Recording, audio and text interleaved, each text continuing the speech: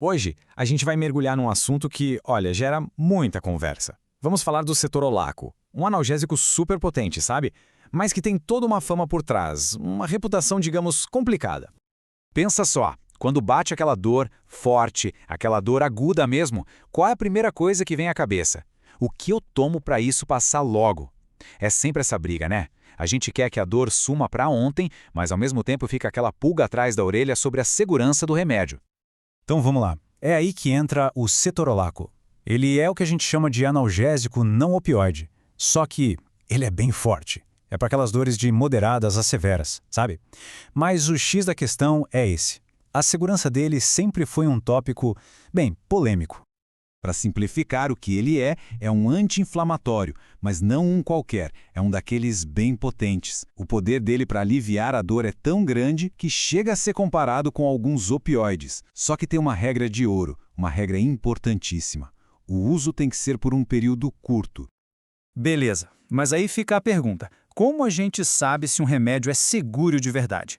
Um estudo sozinho não conta a história toda, né? A gente precisa olhar a big picture, o cenário completo. E olha que interessante, uma mega revisão feita em 2024 fez justamente isso. Mas antes da gente pular para os resultados, é super importante entender o peso do que a gente está vendo aqui. A gente está falando de uma meta-análise. Imagina assim, é tipo a Corte Suprema da ciência. Ela não pega um caso novo do zero, não. Ela junta um monte de estudos que já foram feitos, analisa todos eles juntos e dá o veredito final. Por isso que o que sai dali, nossa, tem um peso enorme.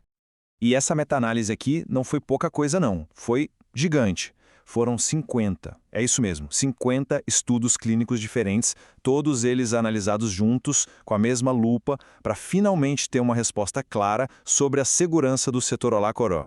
Bom, vamos ao que interessa. Primeira conclusão do estudo.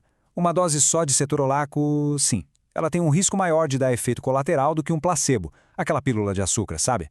Mas, peraí, que tipo de efeito colateral a gente está falando? Ah, e aqui está o pulo do gato, o detalhe que faz toda a diferença. Esse tal de risco aumentado, na imensa maioria das vezes, é para coisas leves, até bobas. Tipo, gosto estranho na boca, um pouco de sono, azia. Não são aqueles efeitos graves que deixam todo mundo de cabelo em pé. E agora se prepara porque a história dá uma virada. Se uma dose só aumenta o risco dessas coisinhas leves, o estudo descobriu que tomar várias doses por alguns dias não aumenta o risco de forma expressiva quando a gente compara com placebo. É estranho, né? Totalmente contraintuitivo. Mas talvez o achado mais uau sobre a segurança seja esse aqui. Quando a gente coloca o cetorolaco para brigar de igual para igual com outros analgésicos, ele se mostra mais seguro. O risco de ter efeito colateral, no geral, foi 38% menor com uma dose só e 22% menor com várias doses. Isso vira o jogo completamente na forma como a gente olha para esse medicamento, não é? Ok, então a gente já viu que a história da segurança é bem mais cheia de nuances do que a fama dele diz. Mas, convenhamos, de que adianta ser seguro se não funcionar, certo? A pergunta de $1 milhão é, e aí, ele acaba com a dor ou não? Para responder isso, a gente vai olhar para outro estudo. Um ensaio clínico lá de 2016 que colocou o cetorolaco cara a cara com um concorrente famoso, naproxeno. A briga era para ver quem se saía melhor no tratamento de dor lombar aguda. Bom, os dois são da mesma família de anti-inflamatórios, então a gente poderia pensar, deve ser tudo a mesma coisa. Mas não.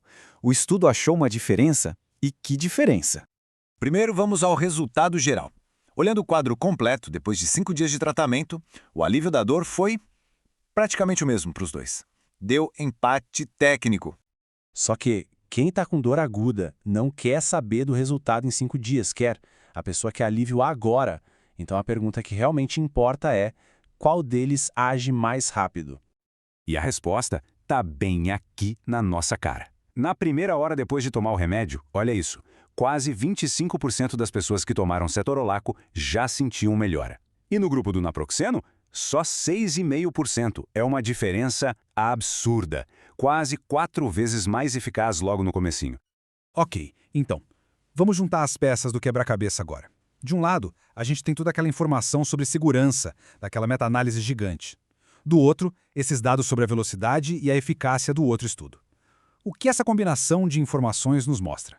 O que a gente vê é um medicamento com duas caras, por assim dizer. Sim, a primeira dose pode dar mais efeitos colaterais leves do que um placebo, mas esse risco parece não aumentar se o uso for por poucos dias. E o mais importante, ele parece ser mais seguro que outros analgésicos. E na dor aguda, o seu superpoder é a velocidade. Ele é muito mais rápido que o naproxeno, mesmo que lá no final o resultado seja o mesmo para ambos. E tudo isso nos leva a uma reflexão final, né? Conhecer esses detalhes, essa dança entre segurança, eficácia e principalmente a velocidade de ação, muda tudo. Muda a forma como se pode conversar com um profissional da saúde na hora de traçar a melhor estratégia para atacar uma dor aguda. É ter mais informação para tomar uma decisão mais consciente.